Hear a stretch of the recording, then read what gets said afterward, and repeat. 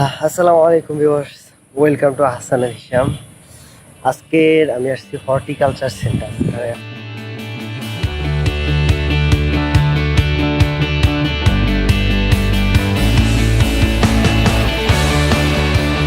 আমার আজকে রাজশাহীতে যাওয়ার কথা ছিল, কিন্তু আজকে যেহেতু শুক্রবার, যার কারণে রাজশাহীটা বন্ধ, যার কারণে আর যেতে পারতেছি না। এখন হর্টিকালচার সেন্টার জিনিসটা কি, এটাই আমার আগে বুঝতে হবে, তারপরে এই জিনিসটা ঘুরে ঘুরে দেখবো। সেটা যতটুকু জানলাম সেটা হচ্ছে এখানে আপনি বিভিন্ন গাছের চারা টারা পাবেন আর কি। চলেন একটু দেখি ঘুরে ঘুরে কি আছে। এই হইতেছে কি জানি নাম এটার, হর্টিকালচার। ছোট বড় বলা যায় না, তো একটা ছোটখাটোই। দেখি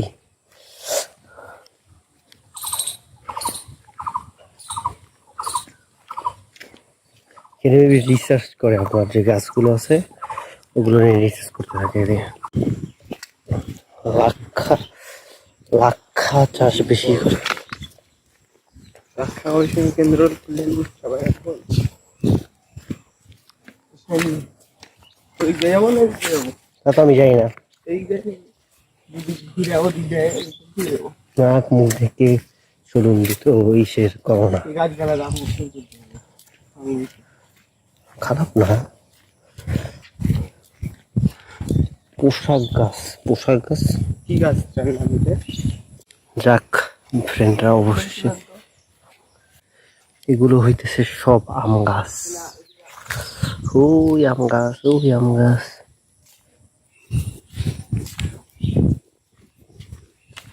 আর ওদিকে কি, ওদিকে রাস্তা ঘুরা সব আপনার হাত খাতে ক্ষেত্রে সব জায়গায় নিয়ে যাচ্ছি। ও মানে এতটুকি এই পার্ক টার্ক। হ্যাঁ, গবেষণা কেন্দ্র মেলা কিছু গাছ তো সব করো।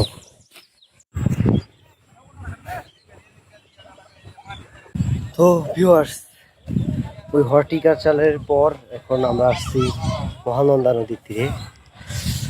আর মহানন্দা আমার মহানাই ছোট হয়ে গেছে, বাট এখানে যে জিনিসটা আমার কাছে ওয়াসাম লাগে সেটা হইতেছে এই যে চাষাবাদগুলো, এগুলো ধাপে ধাপে ধাপে ধাপে নামছে। আপনি এগুলো দেখছি অনেক বেশি ইন্দোনেশিয়ার যে ছবিগুলো আছে না, টুরিস্ট যে গাইডগুলো, ওখানে এগুলো অনেক বেশি দেখা গেছে যে এরকমের, যে তারা একটা বাসা পাহাড়ের ধাপে ধাপে ধাপে ধাপে চাষ করা, এরকম একটা পাহাড়ে পিছনে সূর্য দেখা যাচ্ছে।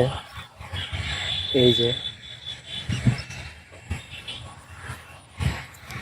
পরিবেশটা খারাপ না, নাই মোহাম্মদ শেখ আরাম তো।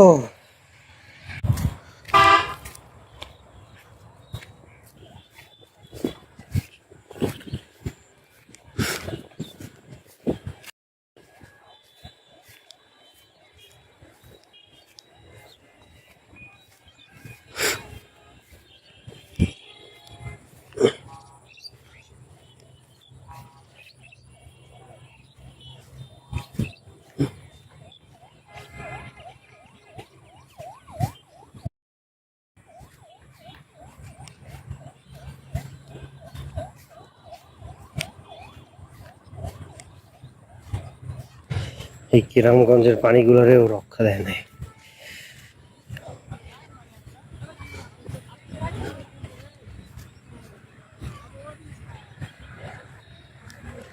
সূর্যটা কিন্তু অনেক বড়, কিন্তু আমার এইখানটা ছোট লাগতেছে।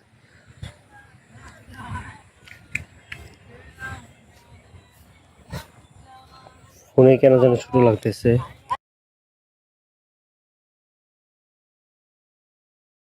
আসসালামু আলাইকুম ভিউয়ার্স, নতুন একটা দিনে স্বাগতম, নতুন একটা সকালে।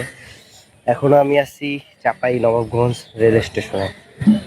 গতকালকের চাপাই নবাবগঞ্জ মোটামুটি ঘোরা হলো, হর্টিকালচার, তারপরে আবার ওদিকে চাপাই নবাবগঞ্জ যে সোনা মসজিদ, গত 2 দিন ধরে ঘুরছি আর কি। এখন এখান থেকে যাবো রাজশাহী। আজকে রাজশাহী মোটামুটি হালকা পাতলা মোটামুটি করে ট্যুর দিয়ে যাব। রাজশাহীর পরে পাবনার দিকে অগ্রসর হবো। পাবনায়ও শুরুতে টেনশনে ছিলাম যে কোথায় থাকা যায়, কোথায় থাকা যায়, কোথায় থাকা যায়। পরে আল্লাহর রহমতে একটা ব্যবস্থা হয়ে গেছে।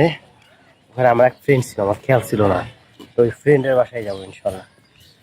ভাবছিলাম আবার মসজিদে থাকা লাগবে কিনা। মসজিদে থাকাটা খুব ভয় লাগতেছে গাইবান্ধার পর থেকে। তার আগে স্বাভাবিকই লাগতেছিল, কারণ সব জায়গার মসজিদে যে জায়গা দিবে তারও গ্যারান্টি নেই। অনেক জায়গায় মসজিদে জায়গা নাও দিতে পারে।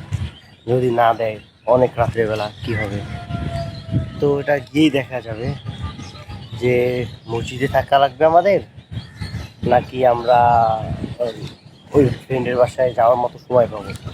আমার চিন্তা হইতেছে যদি আমরা আজকে সন্ধ্যার আগে বাঘা মসজিদ শেষ করতে যেতে পারি, তাহলে মসজিদে আর থাকা লাগবে না, আমরা ফ্রেন্ডের বাসায় চলে যাবো। তো শেষ না হলে তাহলে হয়তো বা একটু সময় লাগবে। ট্রেনে মুড়ি বসাই ফেলছে, এখন গাড়ি নিয়ে যাবে। তো দেখা হবে আরে আমার ট্রেনে। তো ভিউয়ার্স, এখন উঠে বসছি ট্রেনে। আরো মোটামুটি আধা ঘন্টার মতো সময় লাগবে ট্রেনটা ছাড়তে। মোটামুটি ভালো রকমের গরম, মানুষজনরা উঠছে, মোটামুটি উঠে গেছে। এই হইতেছে প্ল্যাটফর্ম।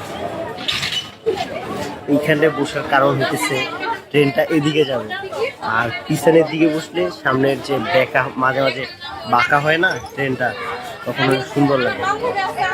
ও ভিউয়ার্স, এই হইতেছে ট্রেন। আমি ট্রেনের ওই পাশে ছিলাম এর আগে, পরে সিট চেঞ্জ করে এদিকে আসছি। গরম, ভালো রকমের গরম লাগতেছে। আরো আধা ঘন্টা ওয়েট করতে হবে। আমি ওই করে ভিডিও করতে পারবো। ঢাকা থেকে একবারও একটা ট্রেনেও ঠিক মতো সিটের পাশে জায়গা পাইনি। প্রত্যেকটাতে হয় ডানে, নয় বামে, নয় উল্টো দিকে। পুরোটা রাস্তায় ভিডিও করা যাবে। হইতেছে পিছনের ট্রেন, আর ওই দিকে হইতেছে ভালো ওই সামনে।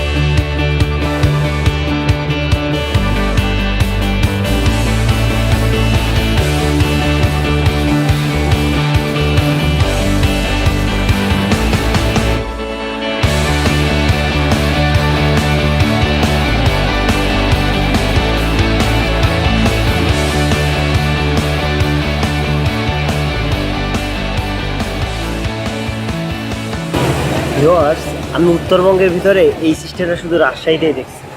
এখানের মাটিগুলো আমি উঁচু ডালো, মানে কোথাও মাটি একটু বেশি উঁচু, কোনো কোথাও মাটি একটু বেশি নিচু, যার কারণে এরকম আটকে আটকে দেয়।